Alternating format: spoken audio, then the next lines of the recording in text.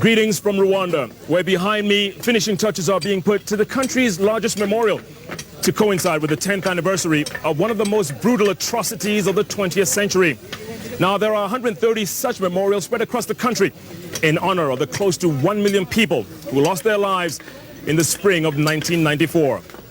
Now, away from the formal ceremonies, many Rwandans are recalling just where they were and what they were doing the day evil came calling.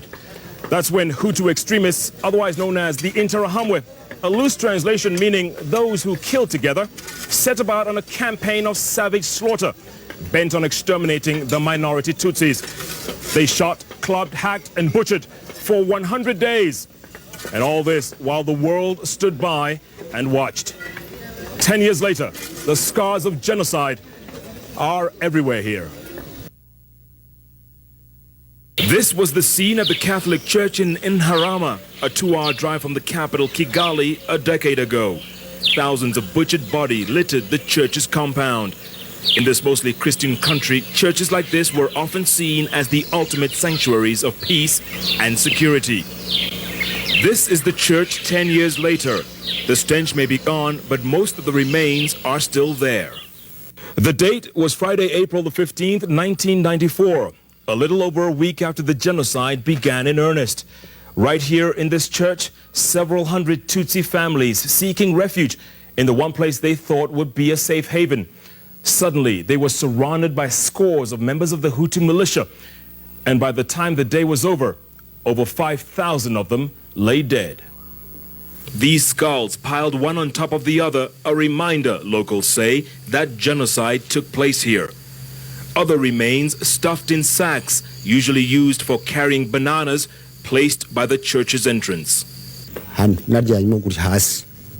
48-year-old Pacific Rutaganda hid here with his father, mother, brothers, sisters, and other relatives. He insists the only reason he survived was because he lay for hours underneath stacks of dead siblings. Our priest assured us we would be safe here in God's house. We thought the murderers would never think of attacking us here. We were wrong. We were so wrong, he says. He lost 18 relatives in all and says his family's remains are among this human horror of skulls. And he points out how the innocent were slaughtered in those 7 hours of savagery. A club swing here, a machete blow there, a single bullet hole to this man's head, a cracked skull from a garden hoe, an arrow still stuck where it struck a woman's head. And all across the church's pews, the clothes worn by the helpless victims. But it's not just the victims' bones that remind us of what happened here. There are other personal possessions. A woman's purse, a running shoe, and even a rosary. Another miraculous survivor who crawled out from underneath the dead that day was 50-year-old Dansila Nyirabazungu, a pregnant mother hiding out with her husband and 2 daughters. She passed out during the killings. When she came to, her loved ones lay slaughtered around her.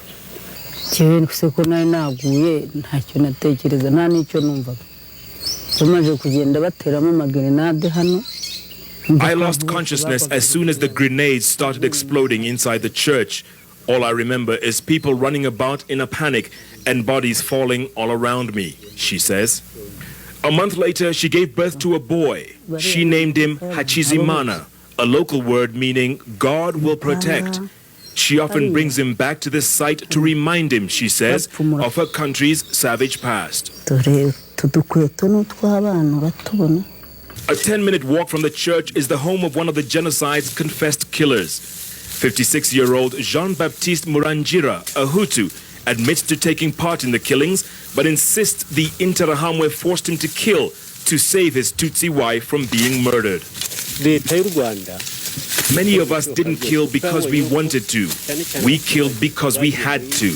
It was either we kill or be killed by the Interahamwe. We really had no choice, he says. Both survivors know about the presence of killers like Murangira in their community. They say they don't mind, that it's time the country exorcised its past demons.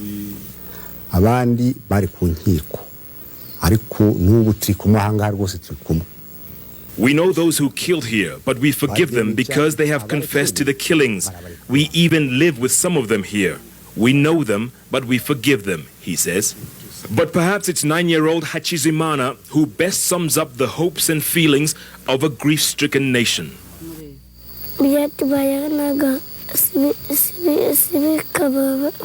I just hope what happened to us never happens to children anywhere in the world, he says.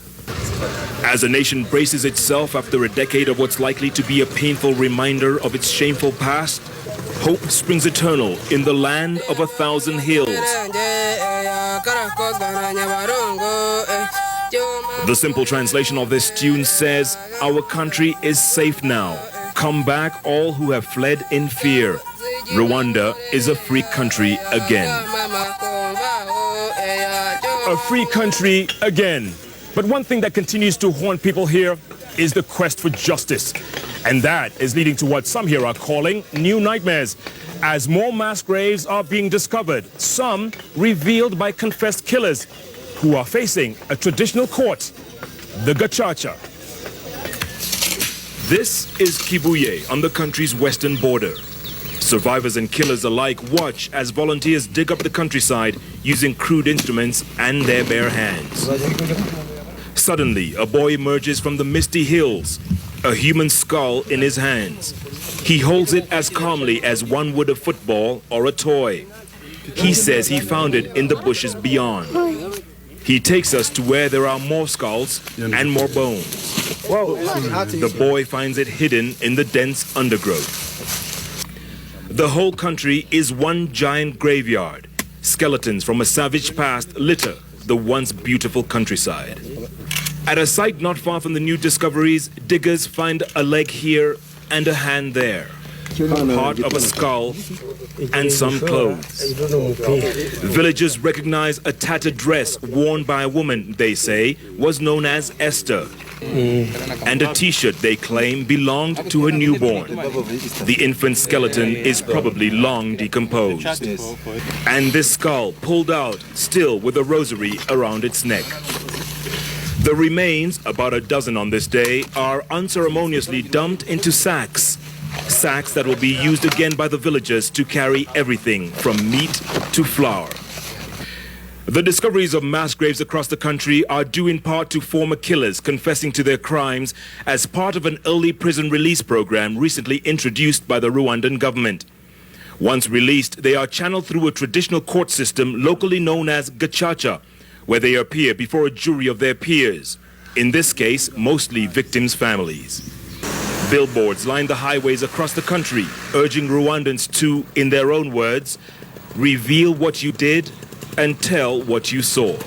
I think the release of these thousands of genocide suspects has created a dichotomy in reactions. Of course, the families of those who are affected are very pleased.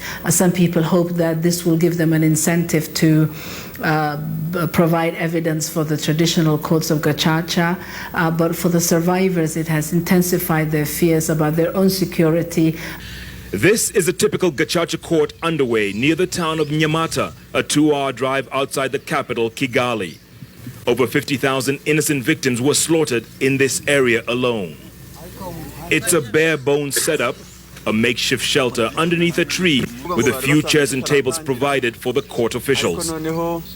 Before every sitting, those gathered observe a minute's silence for the genocide victims. Then it's down to business. Evidence tediously taken down. Suspects recount what they saw and what they did. Killers mingle freely with villagers. This man admits to killing 2 women and 4 men. Another admits to borrowing a wheelbarrow and helping dump several bodies in a nearby pit latrine. The Gacaca courts may not have the feel or indeed the funding of conventional courts, but many here agree they may end up delivering for the Rwandan people what the International Criminal Tribunal hasn't been able to. Gacaca court in Rwanda, they are working and it is really solving the problem of some people because they are telling us what really happened. The one who did it, he's agreeing that they did that job and they are telling us the truth.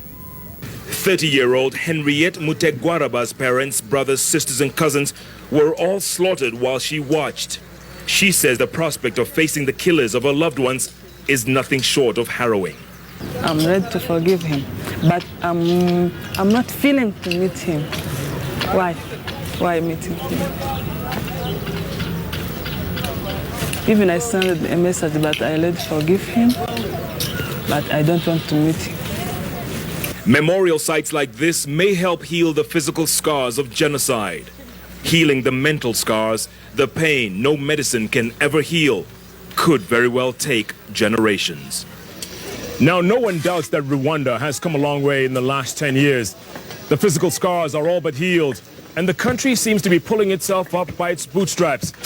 But as the 10th anniversary commemoration approaches in the coming days, the painful wounds of the past are no doubt coming back to the surface as a harsh reminder that Rwanda isn't quite out of the woods just yet.